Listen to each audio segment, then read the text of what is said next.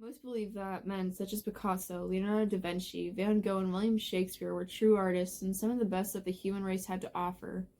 But little did they know something far greater and more powerful than anything a normal human being could ever comprehend would spawn into the beginning of the year 2004. And that would only come from a god. After seeing the first piece made by man that was released in 2002, the god was greatly unimpressed by what his creations had made for him and threatened to destroy the earth in 10 years if this disgrace and injustice was not done. So a cult of worshippers for this god would come together to perform a mass ritual sacrifice. They would find their sacrifices, including Tom Cruise, the Tom Cruise you say today is not real, and burn them along with a giant cross made of buffalo wings and hot sauce. O Lord, forgive us for our grave mistake and disgrace we have brought upon your name. Take our souls and feast upon this harvest, and send us to the pit we call upon the ancient ones for trade. For us we wish to give a gift. The gift a god could only dream of. The group would then chant, and after that, a large flash of lightning would strike them all. The worshippers, taken to their gods, become slaves while the sacrifice is vanishing, leaving only behind a small disc. On this disc will be written SD2MU. It was left unknown until it mysteriously started appearing in 2004. On that disc, it would feature a film we would come to know as Scooby-Doo 2: Monsters Unleashed.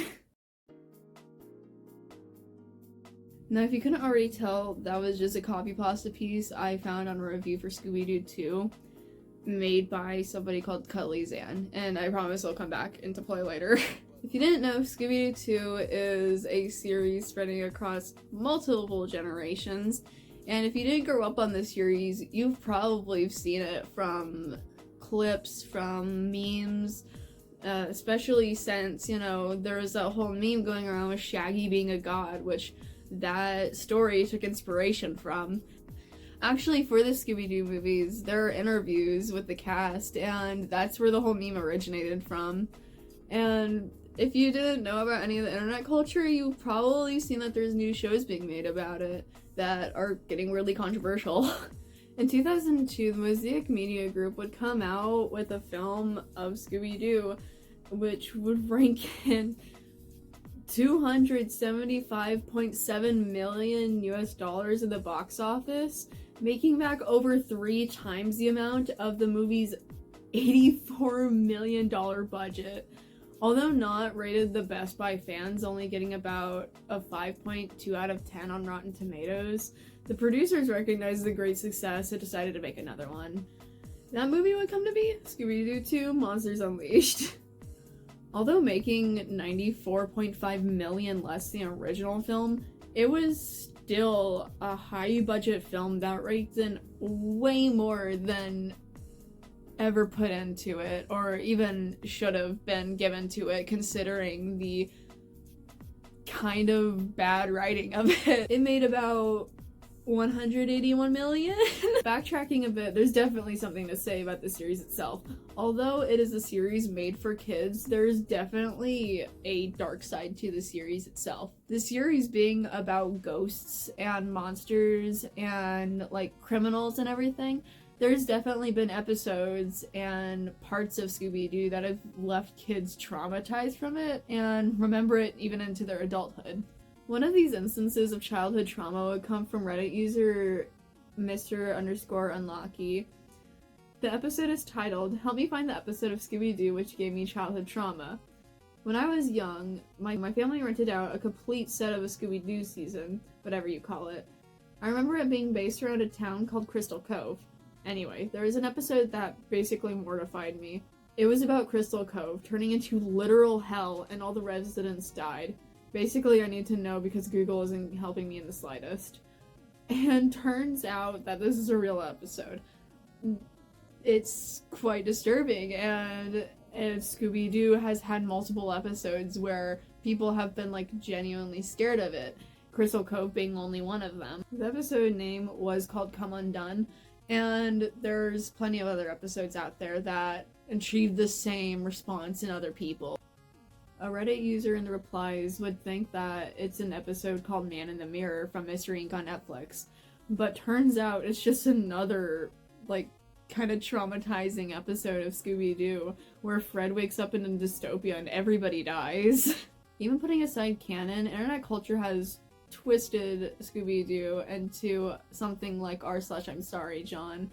A whole subreddit based on Garfield being a grotesque, horrible monster, and usually has along the lines of John getting tortured or something just really disturbing. And where we see this is, of course, in the interview I mentioned before, post-movie interview, where they talk about everything that happened in the movie, but somebody dubbed over it and was like, Shaggy's a god, and he only used only a little bit of his power, and how all the other cast members were actually scared of him.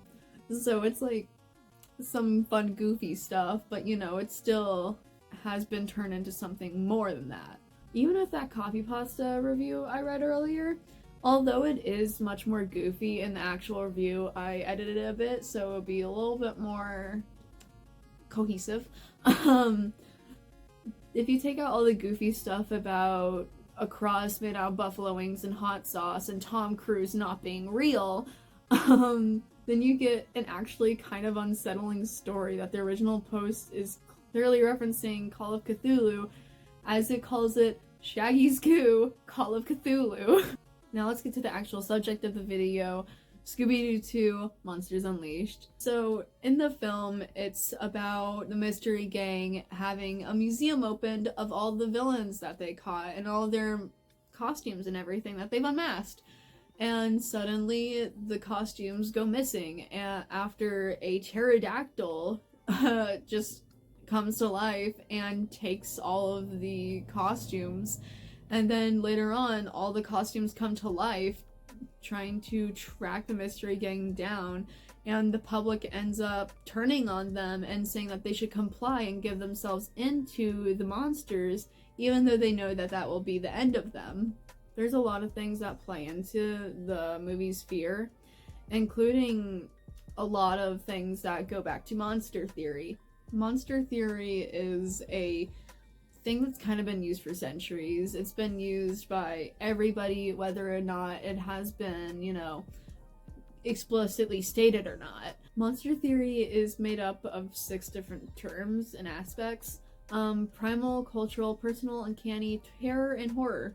Scooby-Doo 2 fits into this rather well, and so does like every single horror story you're ever gonna get. Primal aspects of the horror that comes from Scooby-Doo can be from the fear of being hunted. It's not normal for humans, an apex predator, to be in that situation where they are being hunted.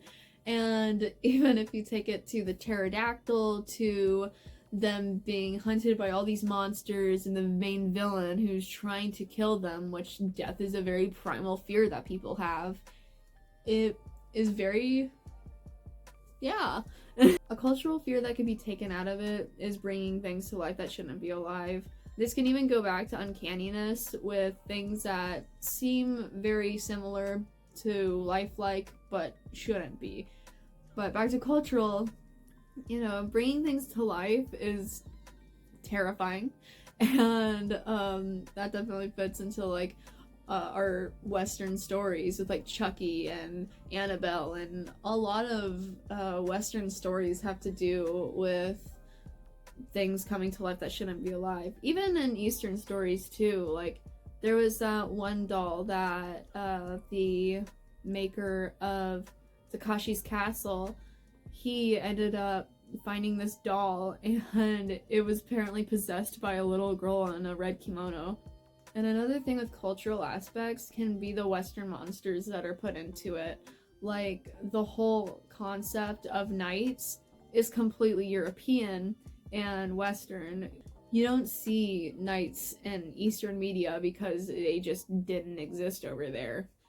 Even with like a drowned scuba diver, this is definitely something that more coastal countries are a part of. You don't really see many naval or like any like sea-centered things in inland countries, like with, I don't know, man, Nepal.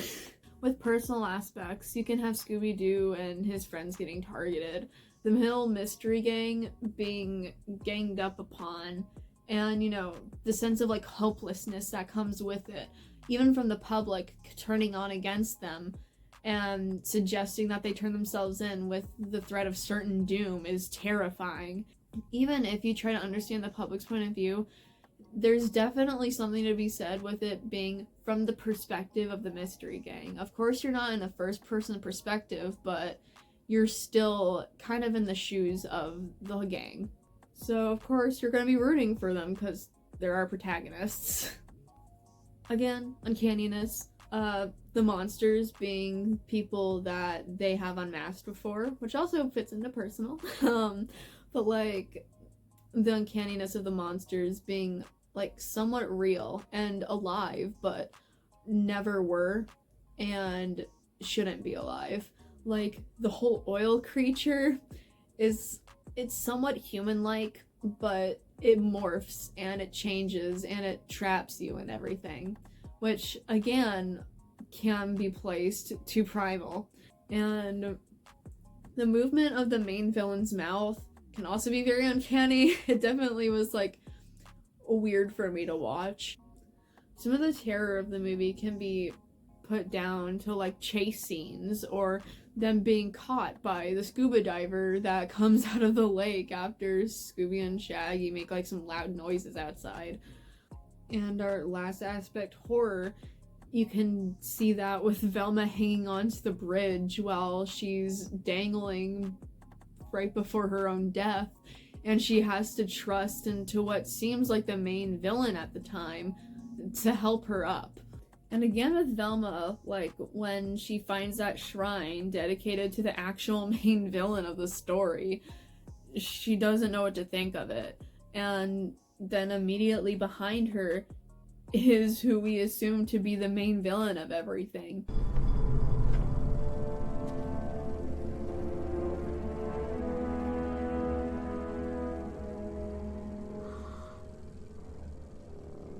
A shrine to Jonathan Jacobo.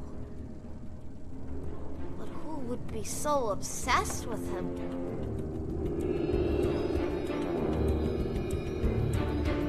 Hello, Mario. You don't know what's gonna happen, which plays into terror, but also, like, she got caught. And the fact that who we think is the main villain now knows that they're onto him, maybe, is, like, yikes. With that being said, monster theory is not new. It's been used for centuries by writers, like I said, it's been used forever.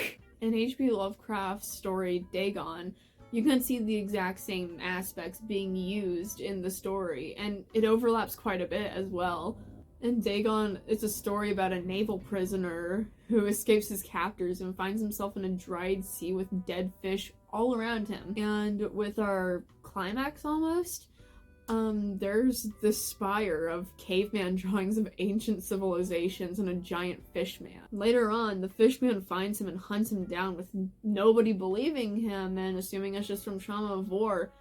It's almost hopeless. The last thing we read is him saying, "God, that hand, the window, the window," clearly leading us to believe that the fishman found him and making you wonder, what did he see? What was this all about? And what happened to him? And another aspect that makes it so much more terrifying is how terrified he is that the fishman is there, because at the beginning of the story, he said he's going to kill himself, meaning that he fears this fishman worse than death. In almost every case, death is, like, the worst outcome. And clearly, the story is different in multiple ways, but there's definitely overlap. With the primal aspects, being hunted is something that both of them very much touch upon. With Scooby-Doo, you're being hunted by monsters, and Dagon, he's being hunted by this giant fish man. And with cultural, you can definitely tell that it's Eurocentric, as the main character is fighting in World War I. And you can tell even further that it's a coastal story, as he's taken in as a naval prisoner, something that's not too common with inland wars or even inland armies.